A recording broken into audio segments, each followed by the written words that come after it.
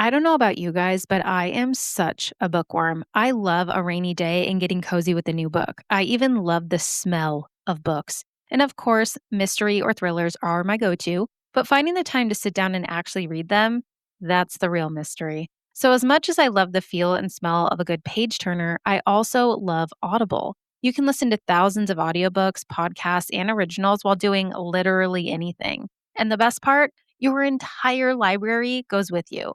True crime, paranormal deep dives, thrillers, memoirs, whatever your brain may be craving, Audible probably has it. Start listening today by grabbing your free Audible trial through the link in my show notes. With an Audible membership, you get 1 credit every month to download any audiobook you want to keep for free. Plus, unlimited listening to thousands of podcasts and Audible originals with Audible Standard. So, whether you're driving, cleaning, walking the dog, cooking dinner, or spiraling down a late night true crime rabbit hole again, your next story can go with you. Start a free trial today, download the Audible app, and begin listening in minutes. Just check the link in my show notes to get started. Your next obsession is waiting.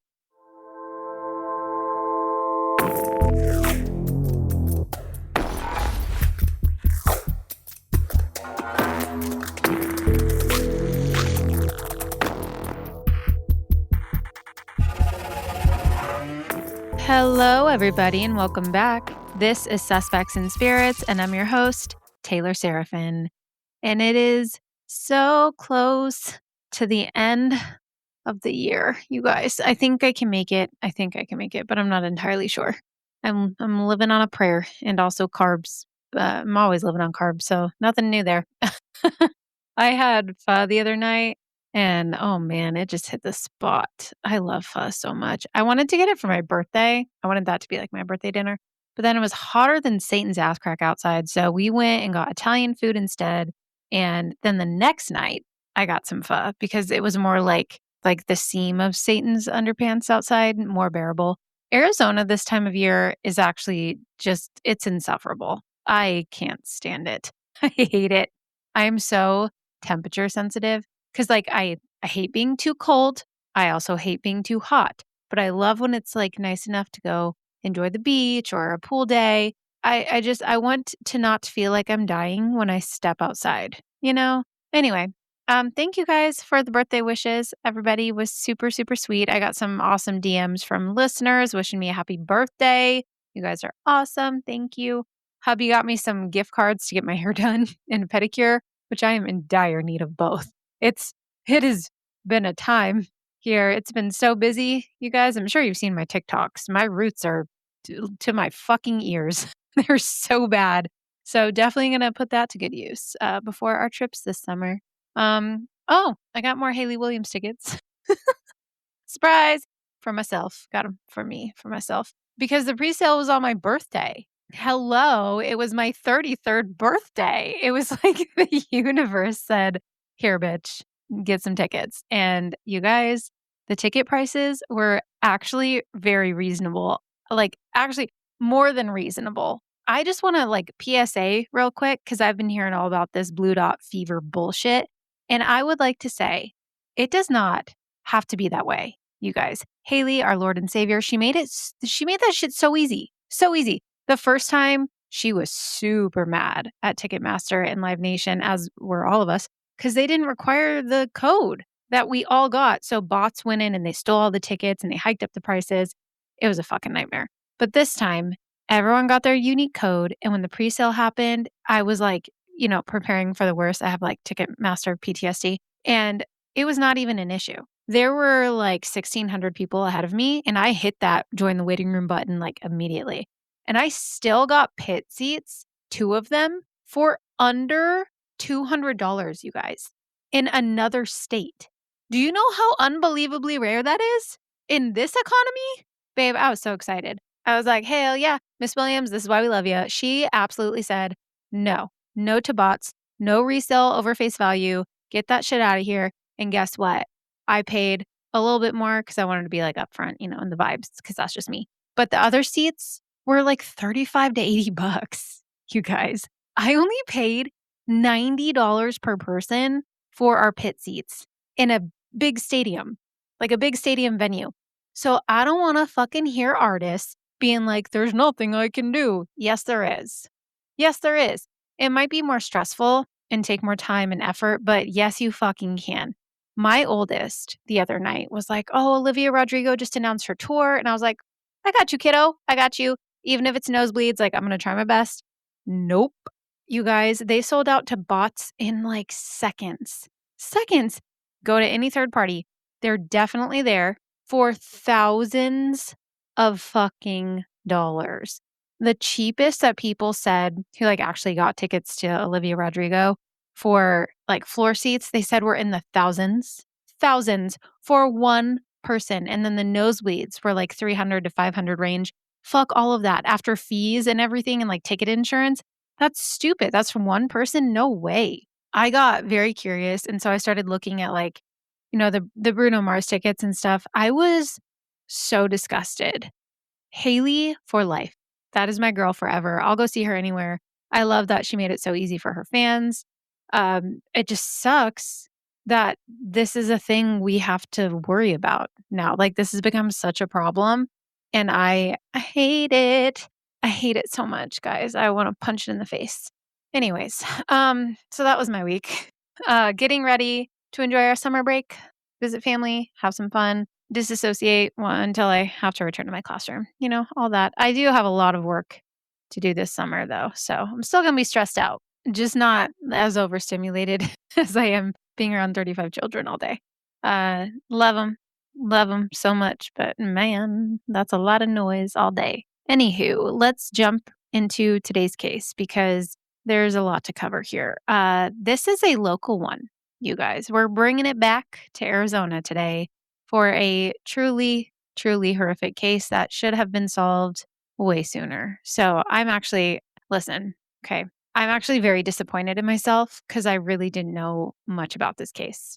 I should have. I mean, I was like fresh out of the womb when all of this was going on. So I guess I can forgive myself for that part. But as an adult, like with how recently this trial took place and how long it took, I am a little disappointed in myself as a true crime girly for not knowing more about this case. And I'm honestly surprised how little I heard about this when it broke. Thankfully, 48 Hours did an incredible job covering this, along with Morgan Lowe and Brianna Whitney over at AZ Family KPHO. So that's where I got a lot of my information, my sources, as well as like court documents, things like that. It's all in the show notes for you if you want to go comb through it. Cause this one it's interesting, but it's so sad. Um, with that being said, there is a trigger warning for this one. It's pretty gruesome. And there is some discussion of sexual assault too. I won't go into detail. Don't worry. I'm just going to state what happened and certain things that were important to the case, but no unnecessary detail. I'm not going to do that. So let's get started. Today, we are going to be talking about the Phoenix Canal Murders. When people think of Phoenix, they think, desert. They imagine the heat rising off the pavement, cooking an egg on the sidewalk, endless beige landscapes, and kind of a dry stillness that stretches for miles. And they're not wrong. But running straight through the center of that desert is something people don't really expect. It is a canal system that cuts through neighborhoods and roadways. It's a network of water lined by narrow paths, like bike paths and walking paths.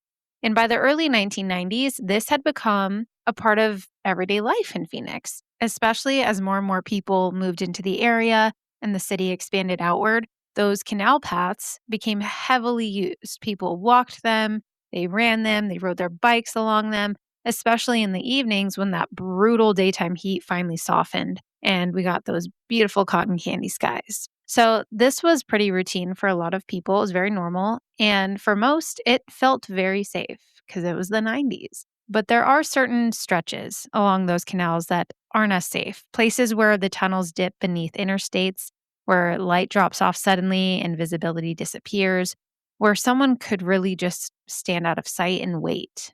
And in the early 1990s, someone did just that. And they got away with it for 20 years. This case technically began on November 8th, 1992, though the events that led up to it starting began the night before. On November 7th, when 21-year-old Angela Brosso, a tech worker who had recently moved to Phoenix, decided to take advantage of the beautiful evening weather and go out for a bike ride. This was something she did very often, especially around sunset, which many locals considered the best time to be out along the canal paths. Angela was just hours away from turning 22 years old. And that night, she left her apartment around 7 p.m., and her boyfriend stayed home to bake her a birthday cake. He was expecting her to be back soon. This was something she did often. But hours passed, and Angela did not come home. And this was not like her. Her boyfriend later told police that he became increasingly concerned. So concerned, in fact, that he went out himself, taking his bike and riding along the canal paths where Angela would usually go. Not once, but 3 separate times he was searching for her, calling out for her, checking every stretch he could think of. He reached out to her friends. He even contacted her mother back in Pennsylvania. And when none of that turned up anything, he reported her missing, and it wouldn't take long for the police to find her. The next morning, searchers came upon a scene that was horrific and would leave a permanent mark on the Phoenix Police Department. Angela's torso was found in a field next to the trail where she had been riding her bike. She had been stabbed to death, but that was only part of what had been done to her. She had been decapitated, and her head was missing. So, investigators at the scene were left trying to understand not just who could have done something like this, but how something so brutal could have happened in what was otherwise a very normal, busy, everyday place. Days had passed and there were still no answers. And then, about 10 days later, a man was fishing along the canal and he noticed something caught on a grate in the water. And when he looked closer, he realized it was Angela's head. And what really stood out about this to investigators was the condition that it was in. Witnesses later described it as being surprisingly pristine. Like it was in very good condition considering the amount of time that had passed in the Phoenix heat.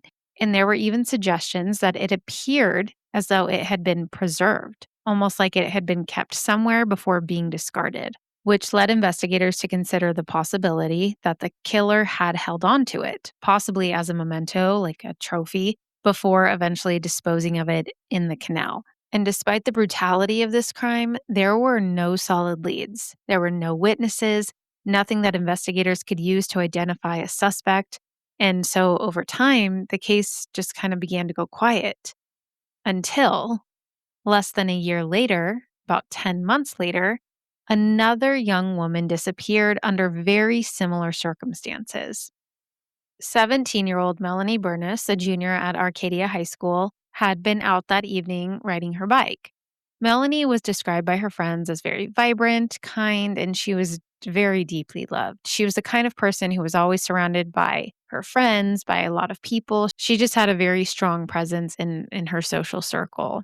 On the night she disappeared, her mother had gone out to dinner, and when she came home, she realized Melanie wasn't there.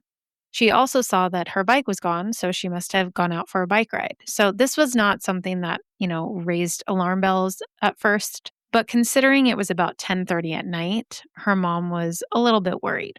At first she was like, okay, she broke curfew, maybe she's out with a friend, maybe she lost track of time, they're teenagers, they do that. But as the hours passed and the night grew later, that concern turned into panic. Her mother began calling her friends, asking if anyone had seen her. And one of Melanie's friends, Rachel, later recalled that her own mother took the phone call and she could hear the panic in Melanie's mother's voice, describing her as very frantic and nervous, but still no one immediately assumed anything terrible had happened. I feel like as a parent, though, whenever there's even a split second where you don't know where your child is, that panic sets in so fast. So fast. Like if you've ever been out in a public area with your child, a splash pad, anything like that, and you look down for a second to like get something and you look back up and you can't see them and you're scanning and your stomach is churning, like, where is my child? That just makes my stomach hurt because Melanie was not known to be a child who like pushed the limits and broke the rules and stayed out past curfew all the time. Still, though, there was no proof that anything had happened. However, the next morning, a woman named Charlotte Pottle was riding her bike along the canal with her young daughter seated behind her. She was like in one of those little, bike seats. And they passed through one of those tunnels that ran under the interstate, and Charlotte rode through what she initially thought was just a puddle. But something about the puddle felt really off. It didn't look right to her, and that feeling stuck with her enough that she actually turned around to go back and look at it again. And when she did, she realized that what she had just ridden through was not water. It was blood, a very large puddle of it. And as she looked closer, she saw drag marks in the dirt and the rocks, marks that led away from the canal path toward a tree, then circled around the tree and led back toward the canal to the edge. Now, of course, Charlotte, being a mama bear and just a decent human, immediately went home and called the police. And later that day, it was confirmed that a woman's body had been found in the canal near where Angela's head had been discovered months earlier. Now, there was initial confusion because this body that was found in the canal had not been dismembered, but it had been stabbed multiple times in the back. And when they pulled it, they saw that it was dressed in a teal bodysuit. Now, everyone who knew Melanie, including her friend Rachel, was like, Melanie didn't own a teal bodysuit. She didn't own anything like that. So no one thought it was her. However, it was soon confirmed that the victim was, in fact, 17-year-old Melanie Burness. And investigators quickly realized that they were dealing with the same killer. The evidence showed that both Angela and Melanie had been attacked in nearly identical ways. Both had been approached from behind. Both had been stabbed in the same location on their backs, with wounds so precise that detectives began to suspect the killer might have had some kind of medical or surgical training. The pattern suggested control, planning, and a very specific method of attack. Melanie's body showed additional signs of escalation.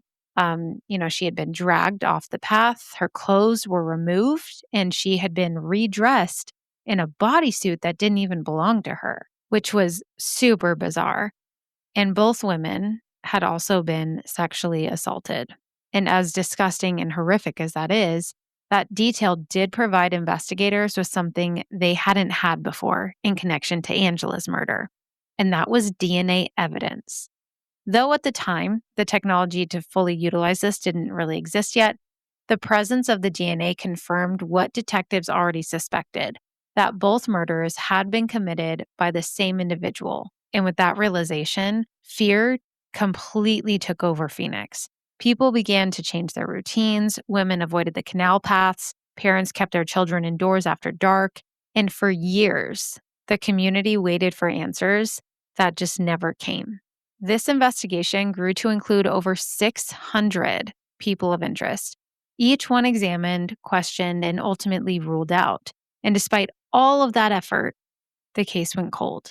So now this was unresolved and deeply disturbing because somewhere out there, the person responsible was just walking around free. But as the Phoenix Canal murders faded into a cold case, there were already signs. Violent, deliberate, deeply disturbing signs that there was a man who was responsible. Years before the Canal murders in May of 1989, a boy named Brian Patrick Miller, who was 16 years old, he had crossed paths with a woman named Celeste Bentley. She was 25 years old, and on her way to work, she was taking public transportation as part of her her normal daily routine. And she remembered getting onto the bus and noticing a young boy. He was sitting a few rows behind her, just kind of watching her. Nothing like overtly threatening about it, just a glance, and she dismissed it. But when she got off at her stop, she noticed that this boy got off as well. Still, though, nothing was like making her lizard brain scream at her. Until moments later, when she was walking across an empty area toward her workplace. And suddenly, this boy ran past her, and in that instant, she felt something hit her back. And at first, she was like, ow, like, did he just fucking punch me? Did he hit me in the back? Like, maybe he had bumped into her, struck her as he passed. And she even yelled out at him, like, hey, why did you do that? Like, what the hell? But when she reached around and touched her back, she quickly realized that she was bleeding. Her hand was covered in blood. He had stabbed her in the back. It was a single knife strike to her upper back. And although she was very injured, bleeding profusely, she was able to make it to the store where she worked because it was a short distance. And the coworker called for help. And that also made me wonder, like, Did they just see this boy stab this woman and she's walking away bleeding and no one's like offering to help her?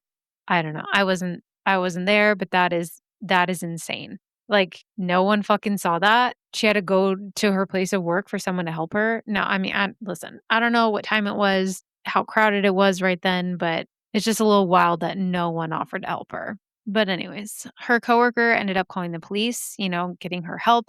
And about 30 minutes later, Celeste was in the back of an ambulance, and police had actually found Brian Miller.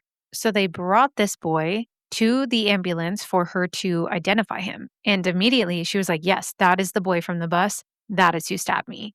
And just like that, 16-year-old Brian Patrick Miller was charged with aggravated assault. Investigators, EMTs, medical professionals all later told Celeste that if the knife had been angled even just slightly differently, that blade could have gone through her ribs and killed her. Brian Miller ultimately pleaded guilty and confessed to what he had done, and he was sentenced to juvenile detention until he turned 18. So 2 years. Very light sentence for that. That's some bullshit. Because, yeah, this sentence in hindsight was dangerously inadequate given what would follow. Because there were much bigger, much deeper warning signs when it came to this kid.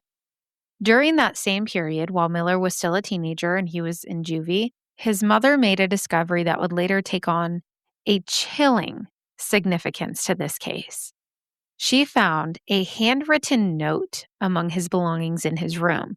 It was a detailed, methodical plan that outlined how he intended to abduct a young woman, tie her up, remove her clothes, sexually assault her, murder her, and dismember her.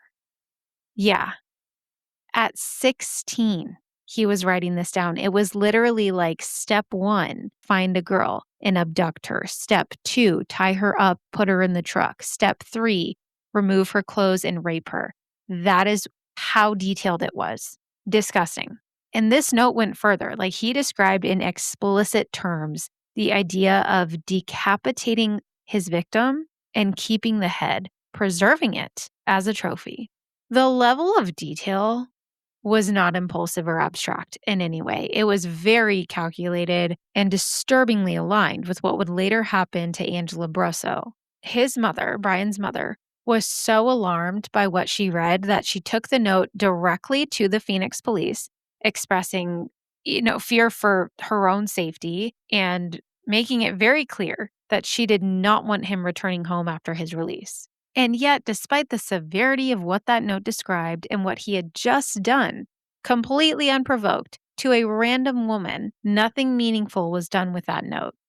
And when Miller turned 18, he was released. He was just placed in a halfway house in Phoenix, free to move forward with his life, carrying with him not only his history of violence, but an unprecedented amount of audacity and a documented blueprint for something far worse. And for investigators years later, that note would stand out not just for what it said, but for how closely it mirrored what had been done to Angela Brosso, particularly that decapitation part and the implication that the head may have been kept. But at the same time, none of those pieces were connected at all. None of it. And the case against him remained non-existent. He was just another name in a system that had already processed him and moved on. And for a time, his life appeared to follow a path that blended just kind of like into the background. He moved, he worked, he formed relationships, he got married. And to anyone who encountered him casually, there was nothing outwardly alarming about him, except for maybe his public persona, which we will get into in just a minute. And that disconnect between who he appeared to be and what he had already shown himself capable of is part of what allowed him to remain unnoticed for so long. Because by the time investigators would circle back to him decades later, Brian Patrick Miller had become somewhat of a local celebrity, a public persona, one might say. Not a suspect, not a violent offender, but a character, a persona that people recognized across Phoenix, something almost theatrical. Brian was known as the Zombie Hunter. This was a self-created identity that he fully embodied. He drove a modified Crown Victoria, like a police cruiser, designed to resemble a police vehicle, painted with what appeared to be dripping blood. And it didn't really look like paint. It looked like he took fake blood and just squeezed it on the sides, and it was dripping from the doors. It was disturbingly real.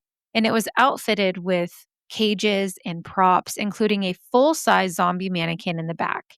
He wore a very long trench coat, big goggles, a mask beneath his war helmet, often carrying a large, very large prop Gatling gun. And he slung this as part of just his performance. He would attend parades, festivals, public events, and insert himself into the atmosphere as just part of the excitement.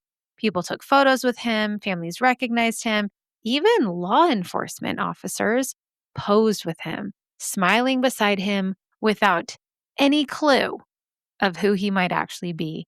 And he collected those photos. According to people who knew him, he collected the photos with police officers almost like trophies. Images of him just standing alongside police officers, presenting himself as someone aligned with them. Very Ed Kemper of him. He was someone visible and seemingly harmless, even entertaining. And in many ways, that persona stood in a direct contrast to who he was when he wasn't performing, because those close to him would describe him as a very soft-spoken, unassuming, even very gentle person, someone who seemed more awkward than threatening, someone who blended into the background when he wasn't in costume. His friend Eric Braverman would later describe him as a, quote, harmless marshmallow, end quote. Someone just fully immersed in a very goofy lifestyle who didn't come across dangerous at all. And it was that duality that made him so difficult to recognize for who or what he was. And listen, I have nothing against dressing up like a zombie hunter. I think that is cool as fuck. And I too would love to have the confidence to do that in my life. But that is not what this is about. This is about the fact that he was doing this for attention, almost like a slap in the face to the community and to the police officers. So if you want to go dress like a zombie hunter and get a police cruiser and make it super cool looking, like zombie apocalypse, do it. Do it, friend. Just don't kill people. That's all I'm saying. Don't be an asshole, you know? Now, at the same time as this public persona was growing, the case that would eventually expose Brian remained unresolved. There were cold case files just sitting in storage for 2 decades. And like I said, with the murders of Angela and Melanie, there were over 600 people of interest. Each one had already been examined and ruled out because the DNA technology just wasn't quite there yet. Until 2014, when the Phoenix detectives were at a DNA conference where they were introduced to a forensic genealogist named Colleen Fitzpatrick. She was from California, and she explained a method of using Y chromosome DNA to trace family lines through public genealogy databases. Think like 23andMe. I think hers was called Identifier. And rather than searching for a direct match, Colleen explained that the approach looked for patterns. It looked for surnames, connections that could narrow down a suspect pool when provided the appropriate DNA. So when investigators were like, this sounds great, they provided her with the DNA profile from the Canal Murders. And her analysis produced several matches to a single surname. And that surname was Miller. Now, this is without a doubt one of the most common names ever. But when detectives cross-referenced it against their existing list of persons of interest, one name immediately stood out. And that was our zombie guy, Brian Patrick Miller, a man who had lived in Phoenix during the time of the murders, who had a history of violent attacks on women, and who, despite all of that, had never been seriously pursued as a suspect in the murders of Angela Brosso and Melanie Burness. But now, after more than 20 years, investigators began focusing on him in a way they never had before. As they zeroed in on Brian, they realized that what they had was a lot of suspicion, strengthened by his history. But they didn't have the one thing yet that they needed to move forward, and that was the direct DNA match. Because even though he had stabbed a woman in the back for absolutely no reason, written that disturbing note about wanting to assault women and decapitate them and keep their heads, and also his presence in Phoenix at the time of the murders, none of it was enough to place him definitively at the canal scenes. So the investigation shifted into something much more calculated, something that required a lot of patience and a lot of precision. Because if Brian Patrick Miller was the man that they were looking for, then the only way to prove it was to get his DNA. But they had to do this without alerting him to the fact that he was even a suspect. And that meant watching him. They literally just had to watch this man, learning his routines, understanding how he moved throughout his daily life, which by that point was very far removed from the violence investigators were beginning to associate with him. Because by this point, Brian Miller was working at an Amazon warehouse and living what appeared to be a very quiet, structured life, one that followed a very, very predictable pattern. He would arrive at work, park his car, the same car that he used as Mr. Zombie Hunter guy, and he would park it in the same spot every single day, which nothing weird about that. I'd like to park in the same spot every day too.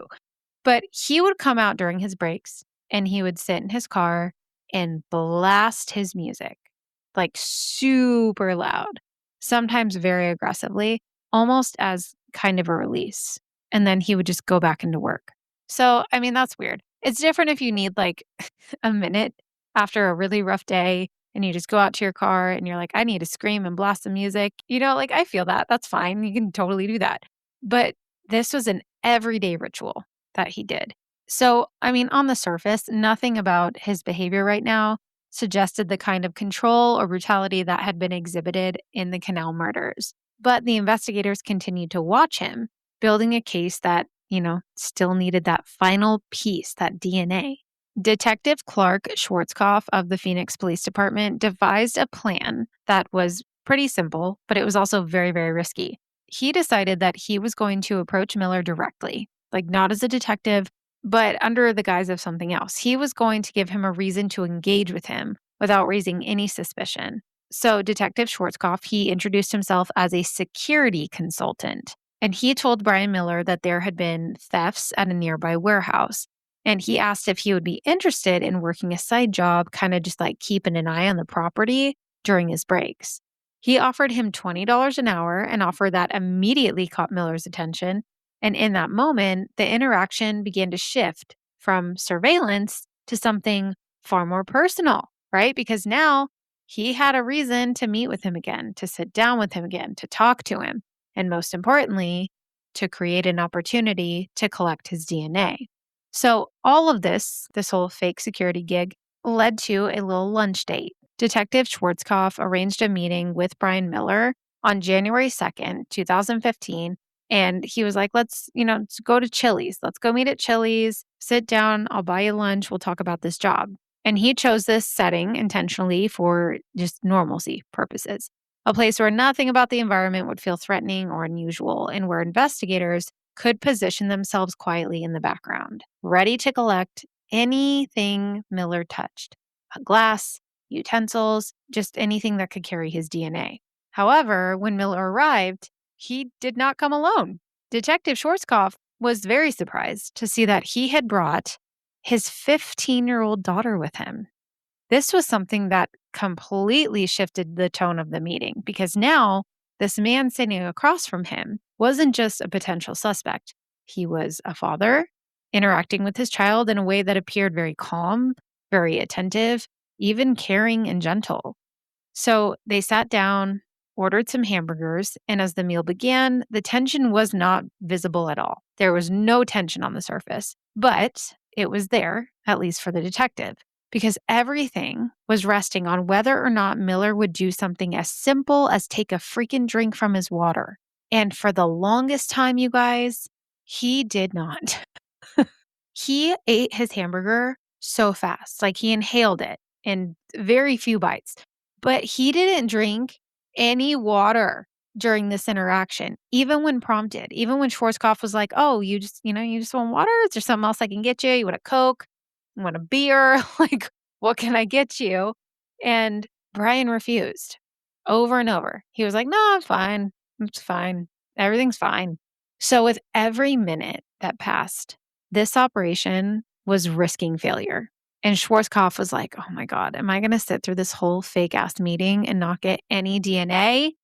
Until finally, after what must have felt like a millennium, Brian lifted his water glass and took a drink. And in that moment, Schwarzkopf knew that they had what they needed because that glass had his DNA on it. And once the meeting ended, investigators collected it and sent it to the lab. And after this whole interaction, Detective Schwarzkopf was actually starting to second guess and doubt if Brian was their guy.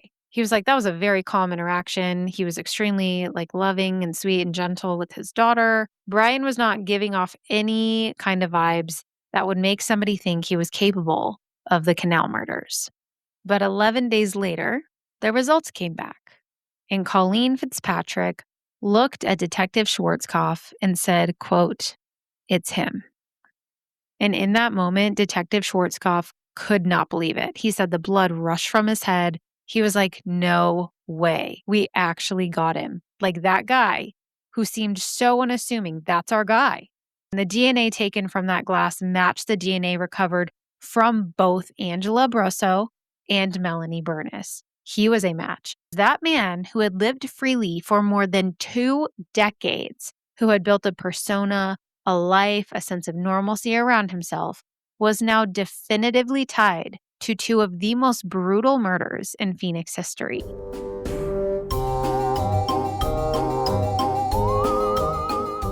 One thing people ask me all the time is how I make my podcast merch, and I always send them over to Printful. In fact, I've officially partnered with them because they do such an incredible job. Seriously, you guys, they are such a game changer. It's so easy, I could do it. Printful is a print-on-demand site where you design your merch exactly the way you want it, and they create it for you when someone clicks that purchase button. So you're not stuck storing boxes upon boxes of shirts, hats, stickers, or random inventory in your house. The best part is that you can link your Printful creations directly to your very own website. I just design what I want and they take care of the rest. They print it, pack it, and ship it for me. And you can set your own prices. And the merch options, endless. The limit does not exist. We're talking everything from cozy sweaters to phone cases and even adorable pet accessories for your furry little friends. They'll love it. So if you've ever wanted to start a side hustle or just bring a creative idea to life and slap it on a t-shirt or a good old dad hat, this is hands down the easiest way to do it without the stress.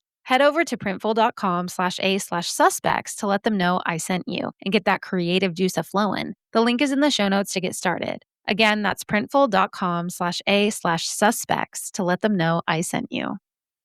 If you've listened to this podcast for more than 5 minutes, you already know my nervous system lives on the edge. That's why I love Rise. Between being a mom, a teacher, and a full-time researcher of all things sinister and spooky, I need energy that doesn't come with anxiety. My therapist says I have plenty of that already, which is why I love to start my day with Rise. Rise is a mushroom coffee blend that gives me focus without the jitters, and it actually helps me quiet my ADHD brain. It lifts my brain fog and somehow even made my gut health way better. We love a multitasking beverage. I usually drink it in the morning before I sit down to research or record, and it helps me stay clear-headed instead of wired. I like to add a little cacao powder, a sprinkle of cinnamon, and of course, my favorite creamer. Then suddenly, it's a delightful little cup of emotional stability. Rise isn't just coffee. It's gut health and nutrition that your body actually craves. With lion's mane, cordyceps, reishi, shiitake, and turkey tail, you'll be saying, holy shiitake, I can actually focus because these mushrooms help maintain focus throughout the day. They help maintain your stress levels, and they even boost immunity while clearing up that pesky brain fog.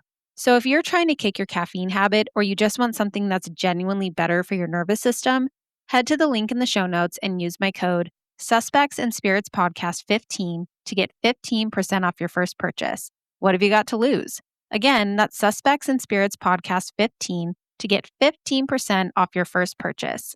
Your lizard brain will thank you.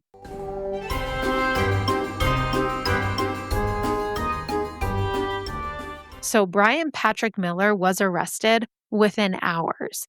And when he was brought in and confronted with the evidence, he denied everything, saying, quote, I didn't kill anyone, end quote. Even as investigators told him, they were like, "We have your DNA. We have your DNA linking you directly to both victims." And while that denial was expected, what followed next began to peel back the layers of his life that had never fully been examined before. Because once he was in custody, investigators obtained a search warrant for his home, the same home he shared with his teenage daughter. And what they found inside was disgusting.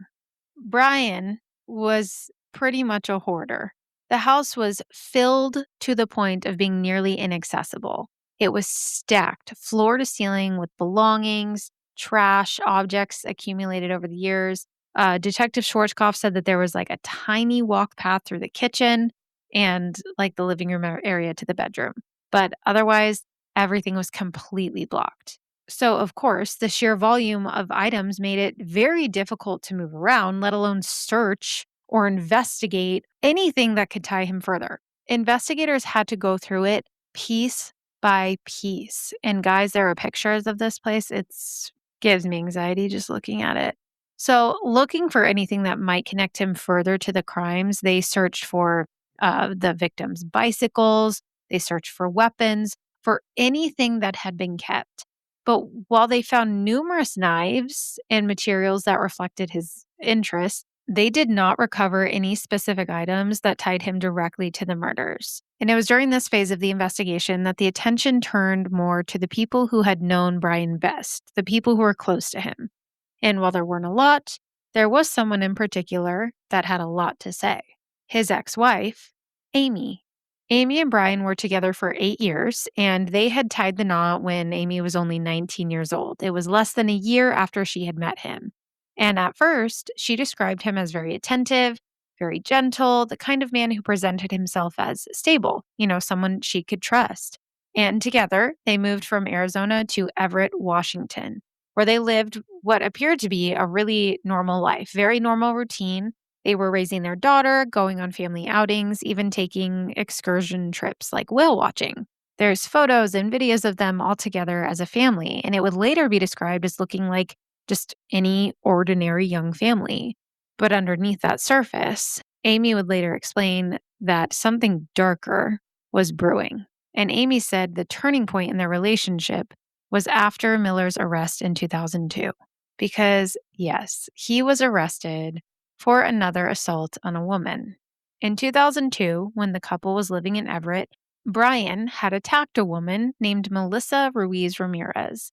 This was an incident that mirrored his earlier violence in both suddenness and in method.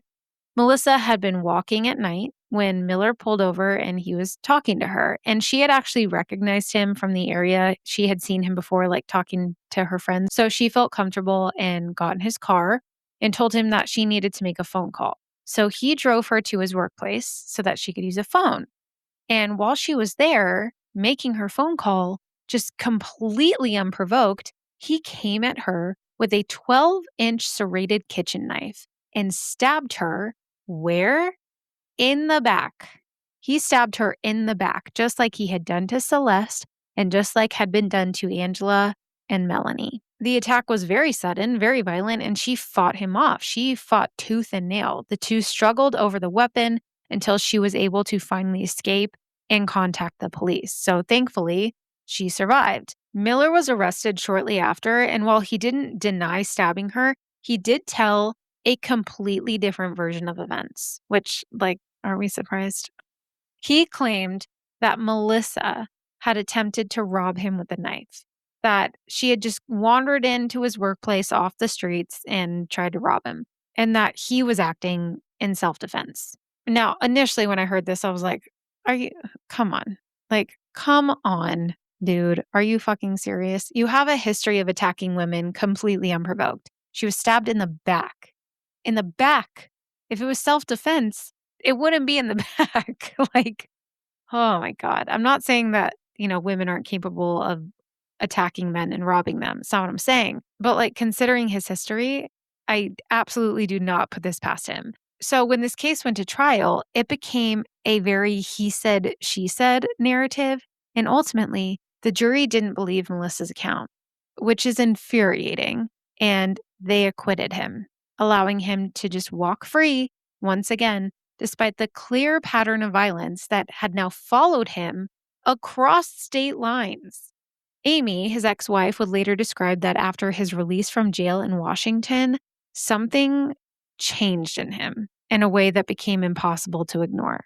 She spoke about the letters he had written to her while he was incarcerated, just awaiting trial for that 2002 incident. The letters that he had been writing to her began as declarations of innocence, but then quite quickly shifted into something very gross. He was becoming very explicit, very graphic, and increasingly deviant in sexual nature, detailing sex acts and fantasies that were super violent, controlling, and degrading. She described how those letters escalated in tone, revealing a side of him she had never seen before. And when he returned home after being acquitted, those words in his letters turned into actions.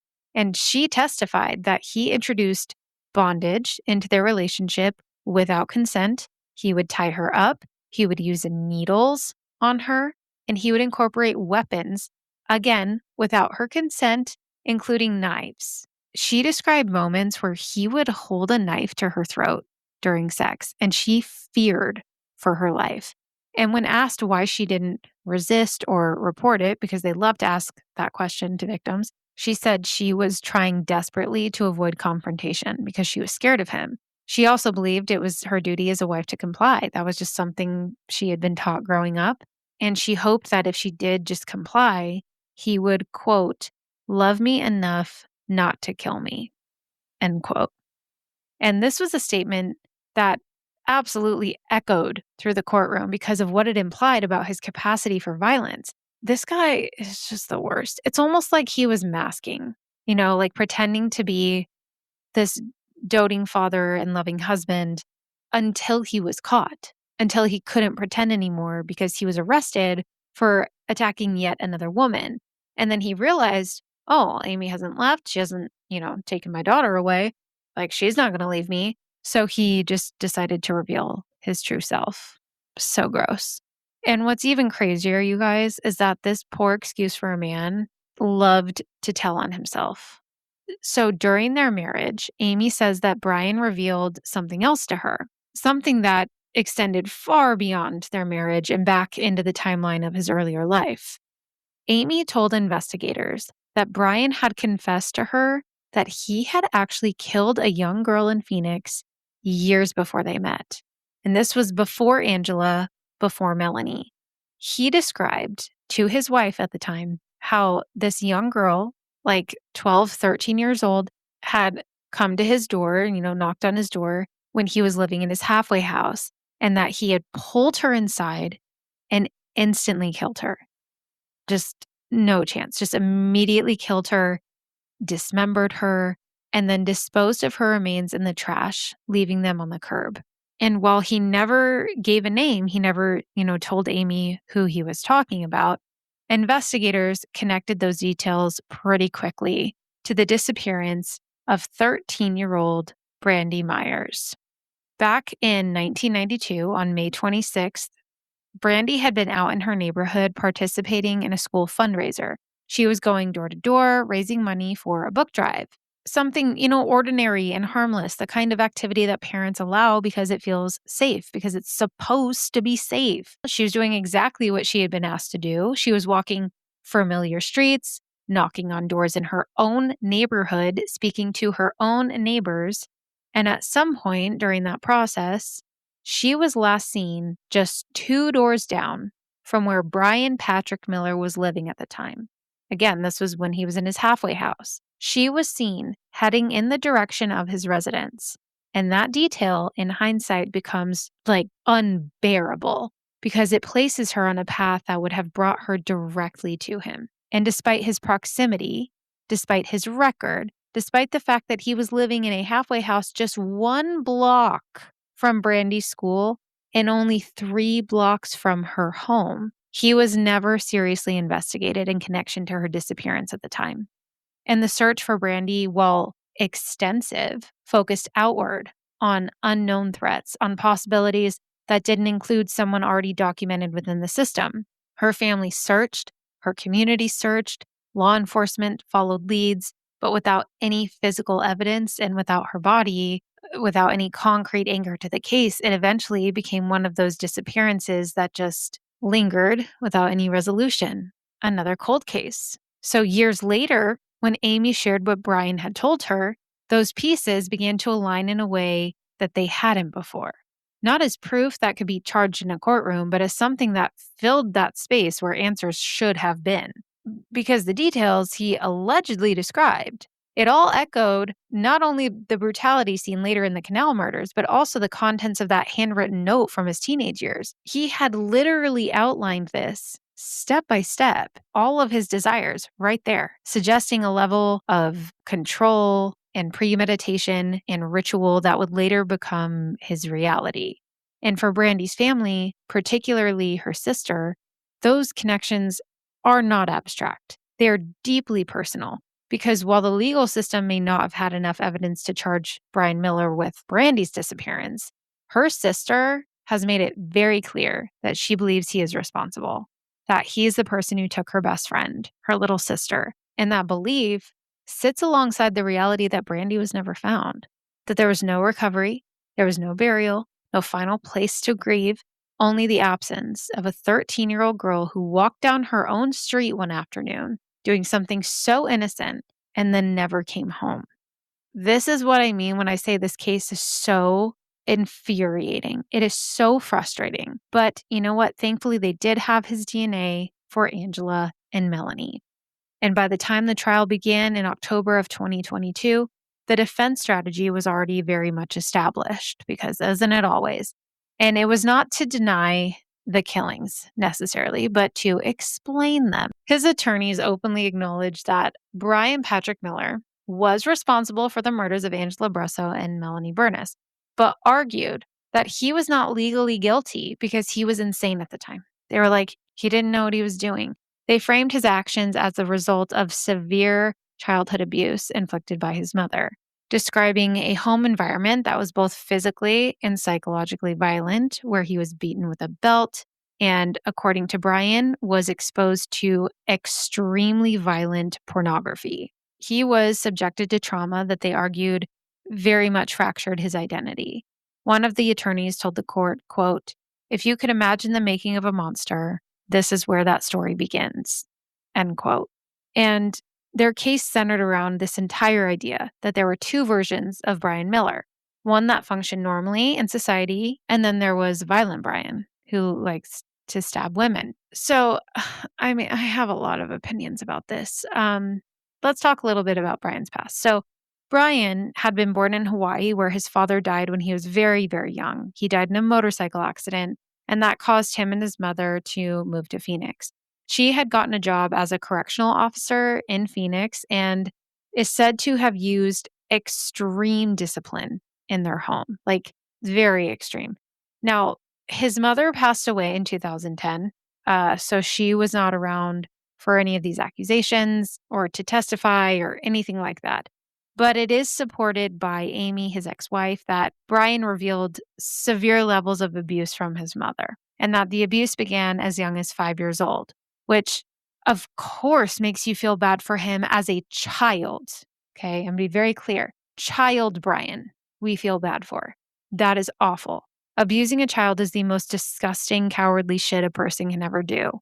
And, also abusing animals. And if this really happened, if this really did happen to him, that is awful. That is disgusting. But it does not excuse what he did to those poor girls.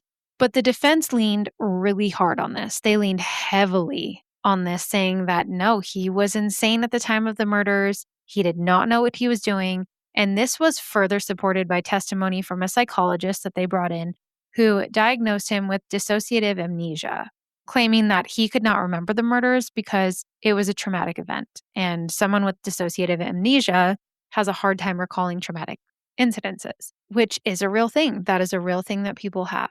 But prosecutors challenged this pretty directly. They argued that his memory seemed very selective, and I agree. I mean, he pointed out that he could recall details of other violent acts.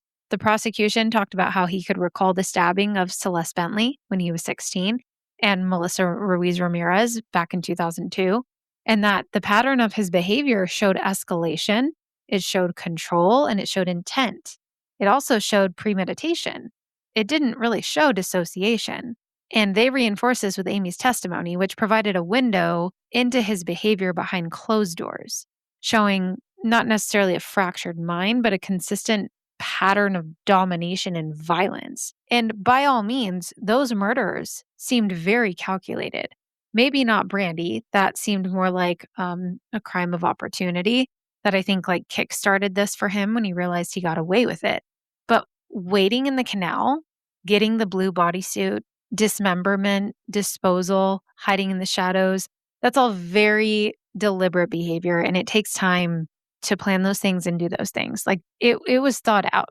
It was not like berserking. I would believe it if there was more chaos, like a more chaotic energy, but not here. When I think of like frenzied serial killer behavior or like berserking, I think of Ted Bundy at Chi Omega. He just completely lost his shit. Berserking behavior in the context of serial killers usually refers to two distinct but related concepts in forensic psychology. So the killer descends into a frenzied, chaotic, and disorganized murder because they're in a heightened state. They literally can't control it, or because they know that law enforcement is actively pursuing them. There's a lot of lack of planning.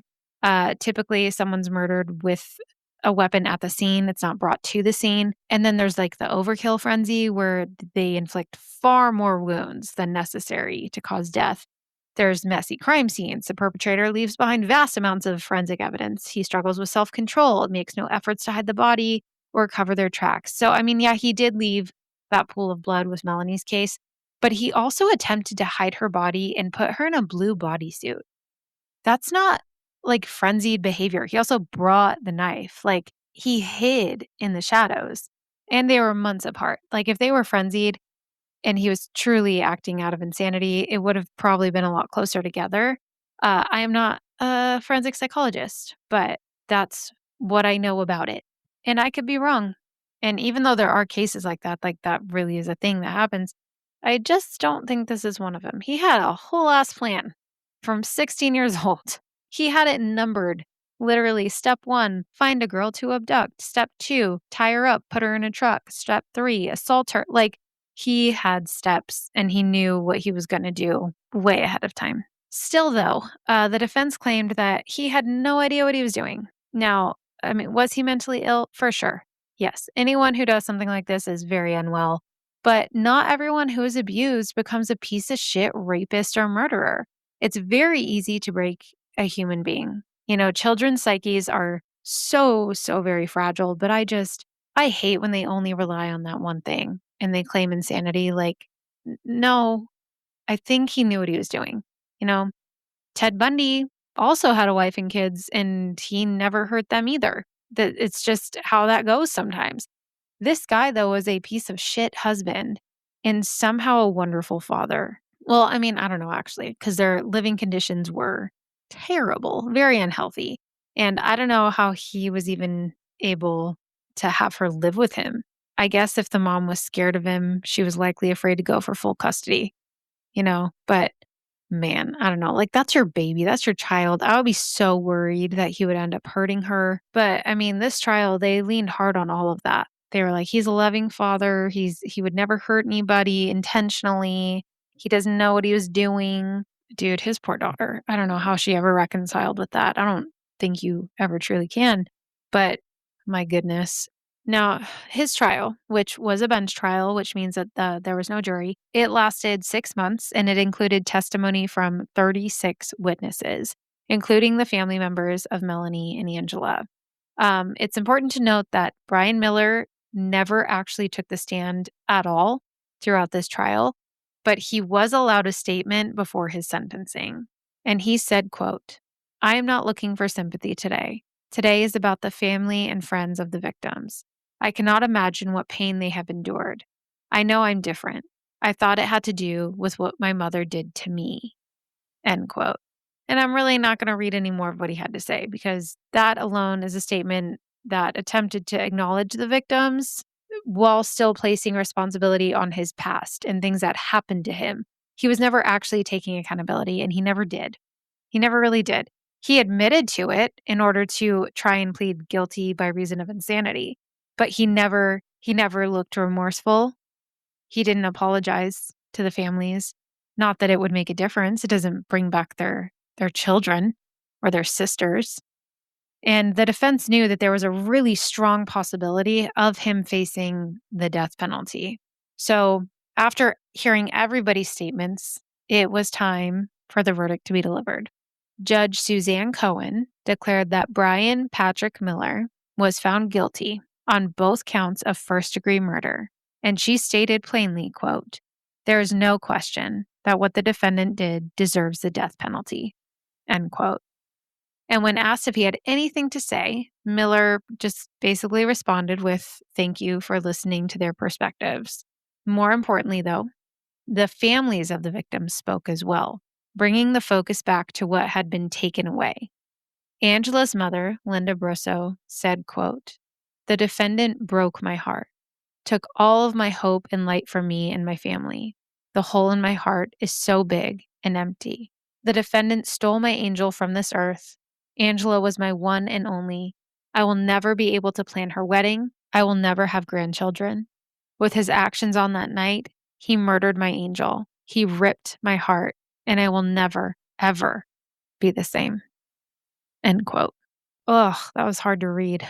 And then Jill Canetta, which was Melanie Burness's older sister, she attended remotely, and she told the court, quote, "September of this year will mark the 30-year anniversary of the gruesome murder of our beloved little sister, Melanie.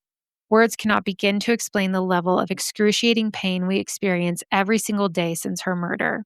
We live without her smile, her hugs, her companionship. We live without her love." End quote. Do not tell me your eyes are not burning, holding back tears after that. It's just so sad, and it took so long for them to finally get any fucking answers. And as those statements were delivered, the weight of this case, the years of waiting, the brutality of the crimes, it all came together in that courtroom. And in the end, despite knowing the abuse that Brian Miller had suffered as a child, the court determined that it did not outweigh the severity and calculated nature of his crimes. And on June 7th, 2023, Brian Patrick Miller received 2 death sentences for the first-degree murder of Angela Brosso and Melanie Burness. Miller also received an additional 24 years for 2 counts of kidnapping and 2 counts of attempted sexual assault related to the same attacks, bringing a formal conclusion to a case that had remained open for more than 2 decades. But it still left behind questions about how long he'd been capable of this, how many times he may have acted without being caught, and how someone could move through the world so visibly, so openly, while carrying something so deeply hidden beneath the surface. We may never get a confession for the murder of Brandy Myers, but we do know that he was more than capable. He had the opportunity, and he told at least one person what he did to her. Now, under Arizona law, Miller's death sentence was automatically appealed because that's just what they do, but he still remains on death row. And that is the story of the Phoenix Canal Murders, aka the zombie hunter killer. But I don't like that. He actually doesn't get to have a cool name. His name is just Brian. Fucking boring Brian. How about that? And may he rot in his cell, having to stew each and every day with the agonizing thought of being killed. Listen, I'm not like a pro death penalty person. I think there's a lot of gray. There's a lot of gray there. An eye for an eye isn't always the answer. Sometimes I want people to rot in a cell for the rest of their fucking life. Killing them is just like, it's too easy. But it is a big gray area for me because I think of, like the West Memphis 3 when people are falsely accused, things like that. So I'm definitely not like big on the death penalty, but this dude fucking sucks. I hate him. I hate him so much. This case was hard to research simply because he slipped through the cracks so many fucking times.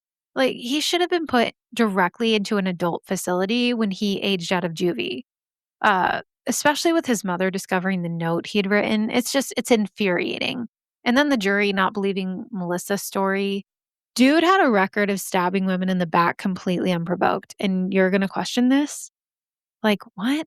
His record wasn't even expunged. Like, I looked into it. It was kept confidential because he was a minor at the time, but a court order could have easily proven that he was capable of doing this. I can't stand that shit. When someone shows you who they are, believe them. Believe them. If they stab women unprovoked, believe that they will likely do that again. Overreact. Worst you can be is wrong. I'm happy the families finally got answers, but it's just sad that it took so long. Nothing can replace their children. It's awful. I would also just like to say that if they can solve this crime with genealogical DNA, like they did with the Golden State Killer, they can solve others. Boulder Police Department, I'm looking at you. JonBenét's case has not yet been processed through forensic genetic genealogy. I know there's like a major push that's underway to make that happen. I also know though, I do know that her case faces specific obstacles that these other ones didn't. I know. The primary piece of foreign DNA in that case is a trace sample and it's complex. It's roughly like 50-50 mixture of JonBenét's own DNA and an unidentified male's DNA. I know that. I get that to run a sample through a commercial genealogy database, scientists need a very clean single source profile with hundreds of thousands of genetic markers. But cases like this one do make me hopeful that others will eventually be solved as technology and science continue to advance. And hopefully, under Boulder Police Chief Stephen Redfern, the department can get answers that they need. Um, and I can stop going down that rabbit hole every night. Well, you guys, this was all very depressing and infuriating. So I hope you're ready for a fun fact because I got one for you. I got one for you today. This will just turn your frown right upside down. Okay, are you ready? You ready? So, back when trains first became popular, like 1800s, some doctors claimed that traveling at high speeds could cause a woman's uterus to, and I quote, fly out of her body. Men were like, hey, so we don't actually understand the uterus. Let's just like make shit up. And because of this, there were actual concerns about women riding trains at all. But they were very concerned. Like when rail travel took over in the 1800s, trains were hitting high speeds, you guys, of 20 to 30 miles per hour, which at the time felt insanely fast to them. And naturally, instead of questioning the technology, people questioned women's bodies because, when in doubt, blame the uterus. So some physicians and commentators floated the idea that the speed, the vibrations, and the sudden motion could just cause a woman's reproductive organs to become dislodged. And this fear tied into a much broader, like 19th century obsession with how women were like fragile, like physically fragile, where we were medically mysterious and basically one strong emotion away from collapse. Okay. And as I was reading this, I was reminded of something. So, really, this is like two facts. Okay. It's a twofer. So, back in the day, men, like actual doctors who went to school, worried that the worried that the uterus could wander around the body like like a Roomba and that it would cause illness depending on where it settled. Oh, so when the trains came along, they basically just came up with their own equation. They were like movement plus women equals wandering uterus. And I mean, a wandering uterus really would be remarkable. Could you imagine if some man was trying to like mansplain to you your rights to your body as a woman? Just throw your uterus at him, you know? Like, use it as a weapon. Now, were women actually banned from trains? No, they weren't banned from riding trains, but they got a lot of side eyes if they did because everyone was like, what about your uterus? And meanwhile, they were on the same trains with no problems. Their prostates were not flying out of their buttholes or anything. So, long story short, women rode trains anyway because shockingly, their organs did not eject. Their uteruses stayed exactly where they were supposed to. And society slowly moved on to the next weird thing to panic about, which was probably also about women's bodies. So, yeah, that's your fun fact for today. A little two for one. I hope you all have a wonderful day. Don't go throwing your uterus at people, making them sick, or maybe do. I don't know. It's your body. Do whatever you want. Hex the patriarchy with your ovaries. Well, that is all I have for you today. Hope you enjoyed. Be good humans. And as always, remember to trust your lizard brain. Until next time, goodbye.